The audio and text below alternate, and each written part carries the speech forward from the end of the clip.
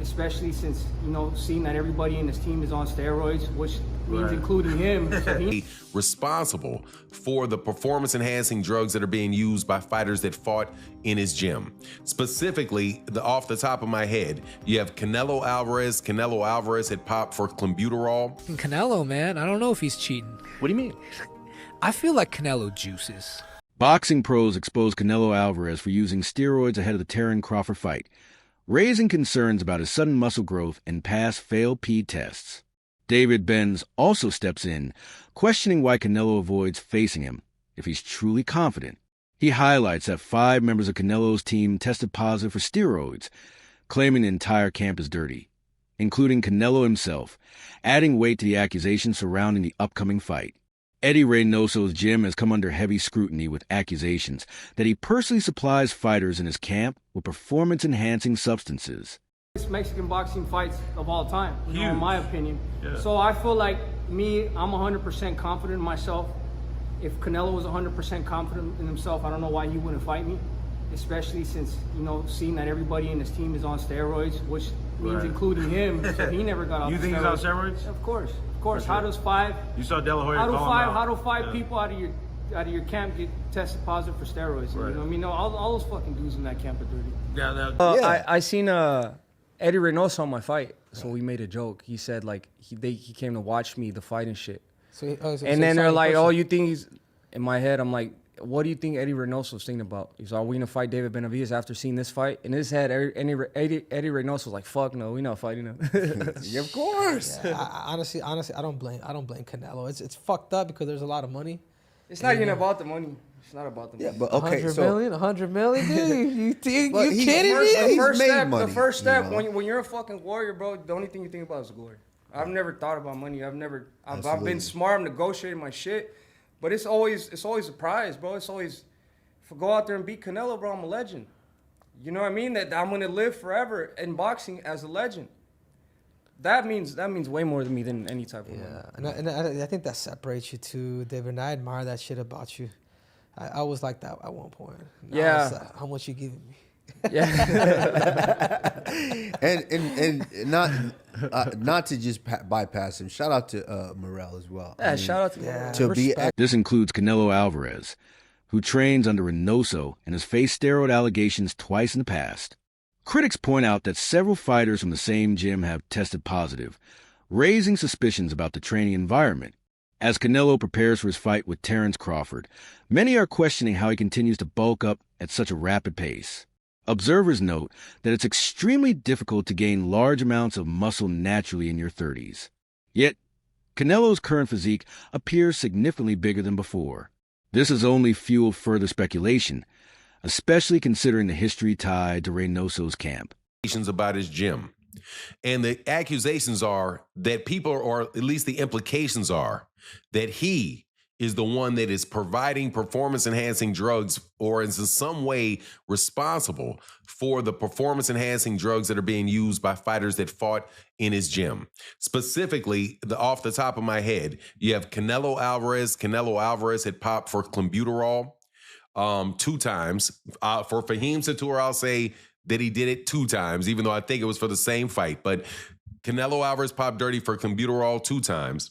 You have Luis Nery, who had tested positive, but I think Luis Nery tested positive before he was with Eddie Reynoso. Then you have Ryan Garcia, who popped dirty after he left Eddie Reynoso and went over to Derek James. And then you have Oscar Valdez. Oscar Valdez popped dirty while he was with Eddie Reynoso, but at the time he was still allowed to fight. You also clearly see that you have an issue with the fight that's coming up with Canelo Alvarez and Terence Crawford, in that you have one guy that tested positive and you have another guy that looks like he's using in order to get up and continue to climb up weight classes. You know, at a certain point in time, and this is something that Rolly Romero had said, certain point in time, your body just doesn't do that. At a certain point in time, your body just doesn't do it. I'm 6'2", 200, and should weigh about 210. Closer to 250, but I should weigh about 210. I'm not going to get up. If I was 210 now at 50 years old, I'm not. If by 55 years old, I'm not. The only way I'm going to get up to 260 of muscle is if. Fans and analysts alike are beginning to wonder if Canelo's physical transformation is natural or if it's another case of Pete's quietly shaping the outcome of major fights. Joe Rogan's observations about Canelo Alvarez have sparked serious conversations across the boxing world. As a longtime commentator on physical performance in combat sports, Rogan pointed out how strange it is to see someone in their 30s bulking up this rapidly. He emphasized that natural muscle growth slows significantly with age. And yet Canelo has defied that trend. For Rogan, it's not just suspicion, it's science. His view is that such a sudden transformation isn't just hard to achieve naturally. It's nearly impossible without help. When someone with Rogan's reach and understanding of elite conditioning raises doubts, people listen. As the Canelo versus Terence Crawford fight draws closer, talk of steroid use is growing louder among fans and analysts. Many say they wouldn't be shocked at all if Canelo turned out to be using performance-enhancing substances. The reasoning is simple. He has access to the best facilities, nutritionists, doctors, and recovery tools that money can buy.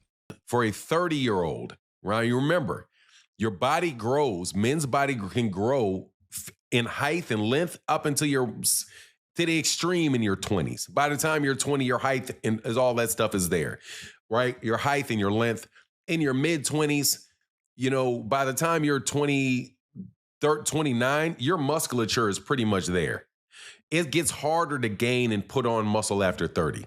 So Canelo Alvarez is about to fight a guy that is going to put on 20 pounds. And when someone has unlimited resources and motivation to stay on top, the temptation to take shortcuts becomes very real. Critics believe the environment around Canelo gives him every opportunity to use banned substances without immediate consequence. Floyd Mayweather has never been one to hold his tongue, especially when it comes to Canelo Alvarez. He has brought up the issue of steroids before, saying outright that people are just too afraid to address it. According to Floyd, there's a double standard in boxing, where some fighters get a pass, while others are scrutinized. He believes Canelo falls into that protected category. Canelo, man, I don't know if he's cheating. What do you mean? I feel like Canelo juices. But I'm a Triple G fan, so I'm a say that ahead of time. I just like Triple G. There's a lot of money on the line, and if I could get away with it, I would do it as well. Some tainted beefs. I think, he definitely got busted once for something, but it could have been from tainted beef. We don't know. But it also could be that, we should probably leave them the alone and let them do whatever they want to do. Do you want to see Manny Pacquiao fight or not? Right? I want to see him juiced up, fighting at 45 years of age, coming in with a full six-pack, lighting people. Mayweather's view is that many in the industry, promoters, broadcasters, and fans don't want to question Canelo because of his status and marketability. But Floyd isn't afraid to speak on it. He points out that steroid use isn't just cheating. It's dangerous, and it threatens the integrity of the sport. In the build-up to Canelo versus Crawford, the accusations haven't only come from analysts. Fans from both camps are at each other's throats throwing around Pete allegations. Crawford supporters question Canelo's size and power, while Canelo's base doubts Crawford's endurance and transformation at a higher weight. The tension has grown so intense that both fighters agreed to undergo thorough Pete testing leading up to the bout. These tests aren't just to satisfy the officials. They're meant to reassure the public. Canelo's last fight, but then after Canelo's last fight, it seems like it's more 50-50 now. So everything is just the build up for that fight is just going to be absolutely magnetizing. Like that fight, it's garnered so much more buzz after Canelo's last fight, and Bud is Bud. He's one of the greatest fighters in boxing history. He is one of the greatest fighters in boxing history. So it's going to be a fight. It's going to be awesome to watch. Have you sparred any of them? I haven't sparred Bud yet. I haven't been in Canelo's camp. I've met Canelo a few times. I love Canelo's team. Canelo's one of my favorite fighters. He's been my favorite fighter for the longest time.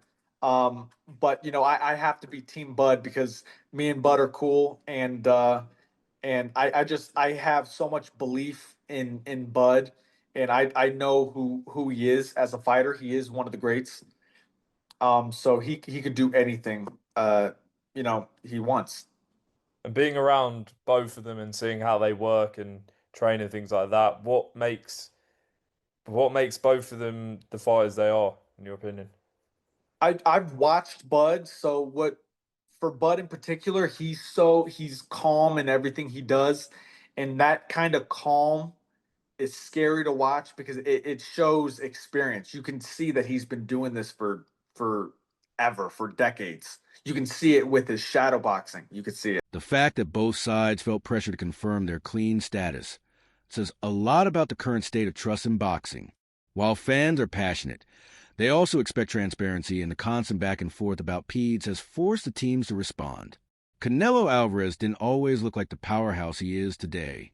Early in his career, he was smaller, quicker, and fought more like a natural welterweight. But over the years, his transformation has been dramatic. Now, he's not just fighting bigger opponents, he's overpowering them. That shift has fueled a wave of speculation about how exactly he bulked up so effectively. Critics are asking if this kind of growth is natural, especially given his age and the physical demands of the sport. While some attribute it to elite training and discipline, others aren't convinced. Nico Ali Walsh, a rising figure in boxing and the grandson of Muhammad Ali, shared insightful views on Crawford's preparation for facing someone as big and strong as Canelo. Crawford is a marvelous boxer, arguably the best in the world, pound for pound. But can you hurt Canelo? If you can't hurt him, I have no doubt he can outbox him. My issue is, if you can't hurt him, what kind of a challenge can you truly pose? What do you say to that? No, that's a great point. I mean, here's the thing. Canelo Alvarez has a historically great chin. Now, I go way back when he first came to the United States and started boxing, and he found himself on an HBO pay-per-view undercard years and years ago, fighting against the older brother of the great Miguel Cotto. His name was Jose Miguel Cotto, and he had gotten a ton of hype. He had signed with Golden Boy Promotions, and a lot of those of us in the media. And I had seen him a couple of times before that. This is my first time seeing him in person, really paying close attention. And he almost got knocked out in the first round. And I remember Stephen A., all of us looking around at Media Row going, what the heck is this all hype about?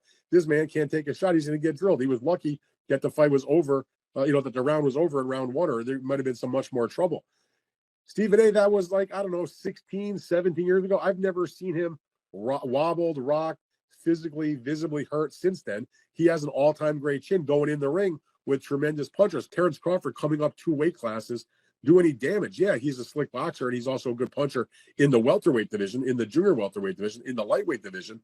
But even at junior middleweight, which is where Terrence Crawford had his most recent fight back in August, when he moved up and he won a world title, he didn't blow the doors off. He fought a very tough, solid opponent named Israel Madrimov. He gave him a good fight. It was very close. Madrimov's people seem to think he might have even been able to edge it out. But if you can't hurt an Israel Madrimov at 154, what the heck are you going to do with Canelo Alvarez, the sturdiest guy in the world, at 168? So that aspect of it is certainly a problem. You mentioned about Charlo.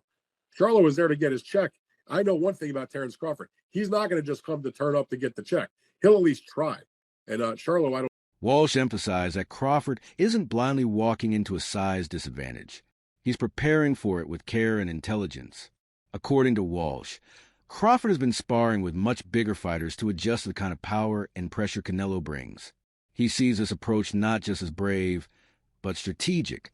Walsh believes that turning risk into opportunity is what separates great fighters from good ones. By adapting his training to mirror Canelo's strengths, Crawford is sharpening the tools he'll need most in the ring. Walsh's perspective highlights the calculated nature of Crawford's camp. They know what they're up against,